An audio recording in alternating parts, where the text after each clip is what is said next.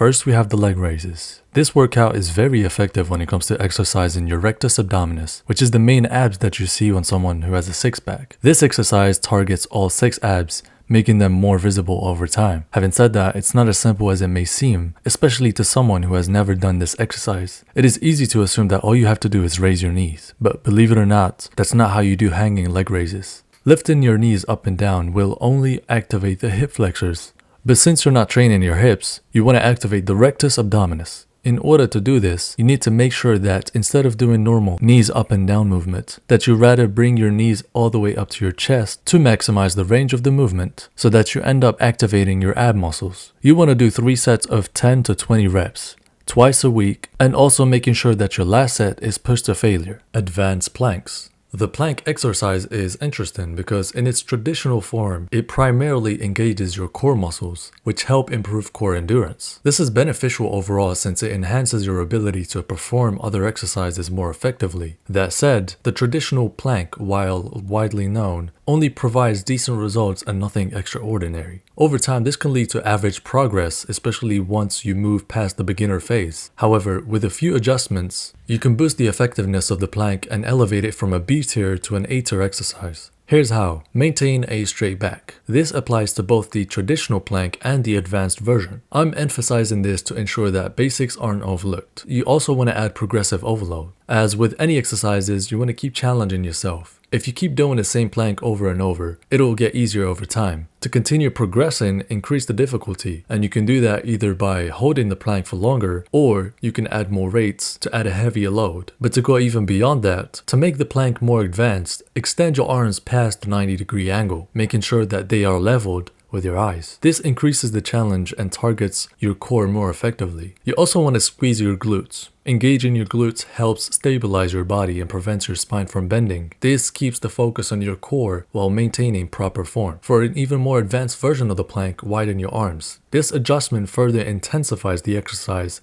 and enhances its effectiveness. Ab wheel rollouts. In addition to planks, you can also add another variation, which is the ab wheel rollouts. This exercise focuses more on the rectus abdominis, which is the six-pack muscle, as well as core stability. You want to do 3 sets of 10 as well as progressive overload. If you're more of a beginner, however, I do think that it's best to shorten the range of the rollout until eventually extending the rollout seems more reasonable for your body. This exercise is already an advanced exercise, so don't be too harsh on yourself if you can't do the full rollout extensions. And with that in mind, after a couple of weeks of consistently doing this exercise, you should very quickly see the six-pack abs muscles start popping out, especially if you combine them with the leg raises and advanced planks. Already, you should have the necessary exercises to start getting abs, but the next exercise will drastically help you see results, and that exercise is cardio. It is absolutely possible to lose weight and gain muscle at the same time when done correctly. Cardio can be a powerful tool for fat loss,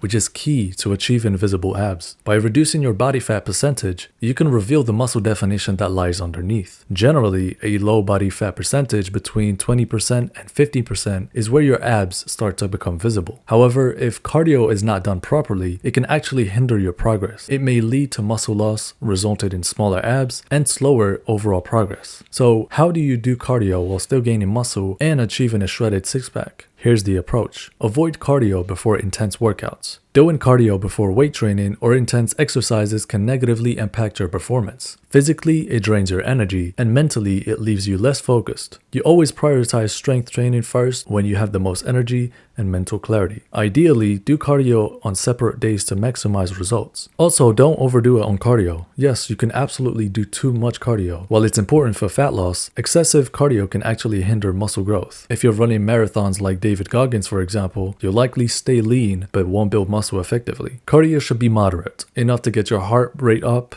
warm up your muscles, and burn fat, but not so excessive that it detracts from your strength and muscle growth. Keep it balanced and keep it reasonable. Lastly, we have the weighted crunches. Despite looking abnormal and weird, it's actually an A tier, maybe even an S tier exercise. Why? Because it's simple and incredibly easy to add progressive overload. You just increase the weight on the cable machine to make the exercise more challenging. This exercise targets all the muscles of your six-pack with a focus on the 4 upper abdominal muscles. For the lower abdominal muscles, add leg raises as we saw earlier in the video.